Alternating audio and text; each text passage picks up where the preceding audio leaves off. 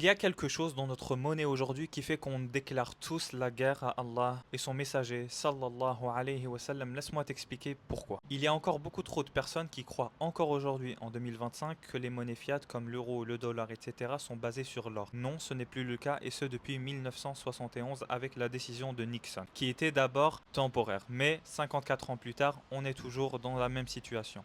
Aujourd'hui, le dollar américain est basé sur les bons du trésor, donc sur des obligations de l'État américain. En gros, c'est les actions de l'État américain si on veut simplifier la chose. Et ces bons du trésor, ces obligations américaines sont des prêts avec intérêt. C'est-à-dire que les monnaies fiat sont basées sur les intérêts, sont basées sur riba. La monnaie qu'on utilise tous les jours est basée et intrinsèquement liée à riba. Est-ce qu'on se rend compte à quel point c'est grave? Et Allah, il le dit clairement dans Surat al-Baqarah, que celui qui ne délaisse pas riba, alors il déclare la guerre à Allah et son messager sallallahu alayhi wa sallam. Et on ne peut pas dire que l'on n'a pas le choix. Bitcoin est là et c'est la seule alternative. L'or, tant qu'on a une autre alternative, on n'ira jamais vers l'or. Et vous pouvez voir des exemples où ça a été forcé, notamment dans le Proche-Orient ces dernières années. Les gens étaient forcés, voire tués s'ils n'utilisaient pas l'or et l'argent, mais ils ne le faisaient pas parce que c'est pas pratique du tout. Donc l'or, malheureusement, ça ne marche pas à cause de ses propriétés monétaires